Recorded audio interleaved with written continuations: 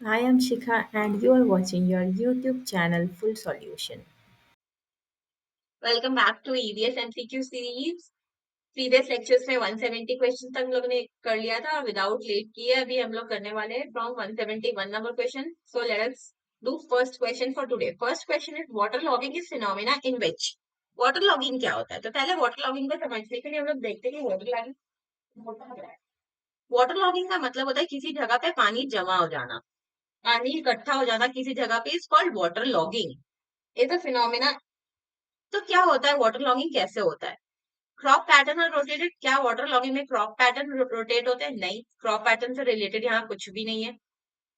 Soil root zone became saturated due to over irrigation. Yes, ये हो सकता है क्योंकि ओवर इरिगेशन होगा तो पानी जमा हो जाएगा एक जगह पे। सी इज इरोजन ऑफ सॉइल। क्या इरोजन हो रहा है सॉइल का? नो, सॉइल इरोजन भी नहीं हो रहा। तो B will be the answer. Now question number 172, environmental impact assessment, EIA, important. EIA इसको जनरली बोलते हैं, उसका फुल फॉर्म है। तो आपको एक एमसीक्यू यहाँ से मिल गया कि EIA का फुल फॉर्म क्या है? Environmental impact assessment. ये क्या है? इन study of feasibility of project? No, not at all. Study of biophysical characteristics of environment that may result from human. Correct. नाम से ही समझ में आ रहा है, इन्वायरमेंट इम्पैक्ट। इम्पैक्ट क्या पड़ रहा है इन्वायरमेंट में, उसको असेस करना है। तो यही है कि बायोफिजिकल कैरेक्टरिस्टिक देखना इन्वायरमेंट की, जो कि ह्यूमन एक्शन की वजह से हो रही है। B is correct. Okay. Now 173. A herbivorous is also known as a herbivorous। कौन होता है? अभी हम लोग एक बार रिमाइंड कर लेते हैं इसको, ठीक है? This is energy pyramid. अब हम लोग यहाँ पे देखते हैं हर्बीवोरस कहाँ पे होते हैं। यहाँ पे ये प्राइमरी प्रोड्यूसर, एक ही एनर्जी पिरामिड बनाते हैं और अभी सारे क्वेश्चन उसी से सॉल्व होंगे, ठीक है? Let us make it big. ये है पिरामिड, यहाँ पे प्राइमरी प्रोड्यूसर है,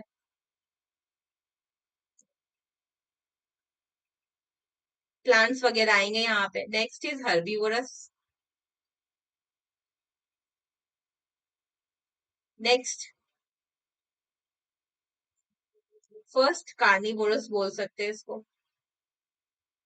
क्योंकि कार्निवोरस बहुत टाइप के होते हैं ना। फिर है सेकेंड कार्निवोरस, ओमनीवोरस, और यहाँ पे decomposers. This is actual energy pyramid. Okay. अब herbivorous is also known as. Herbivorous क्या होता है? तो देखो ये तीनों ही, अच्छा ये तो प्रोड्यूसर हो गया, प्लांट है जो फूड प्रोड्यूस कर रहा है सबके लिए। अब ये तीनों, ये सारे ऊपर के सारे, ये सारे ही आपके कंज्यूमर है।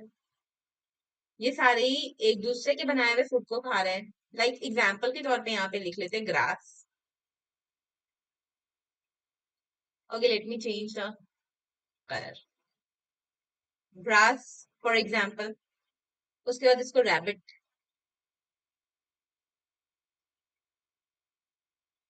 रैबिट को लायन खा सकता है या फिर snake. Let me right snake. और क्रोकोडाइल एनी वन ना, क्रोकोडाइल। नेक्स्ट इसको, यहाँ पे लायन हो सकता है, टाइगर हो सकता है, और any one. Omnivorous is human, क्योंकि वो एनिमल्स को भी खाते हैं एंड प्लांट्स को भी खाते हैं। And decomposer are either the micro organisms और वल्चर, ईगल, एक्सेट्रा। ओके, तो ये है पूरा का पूरा पिरामिड। अब देखते हैं question. Herbivorous is also known as herbivorous. अब क्या कहलाता है? ये हर्बीवोरस है, ये तो कंज्यूमर भी है, और इसको हम लोग क्या बोल रहे हैं? प्रोड्यूसर के बाद, प्रोड्यूसर के जस्ट बाद ही आ रहा है ना, तो फर्स्ट कंज्यूमर हो गया ना, तो B will be the answer. Okay. Now moving on to next. The true end of any food chain is. And क्या है फूड चेन का? अभी देख लीजिए, ये फूड चेन भी तो है, ये तो फूड चेन बन गई ना यहाँ पे। ये दिस इज फूड चेन एक तरह से। ये इसको कंज्यूम करेगा, ये इसको कंज्यूम करेगा, ये इसको कंज्यूम करेगा। यहाँ पे और भी एनिमल्स होंगे उसी तरह से, लाइक दिस। ओके।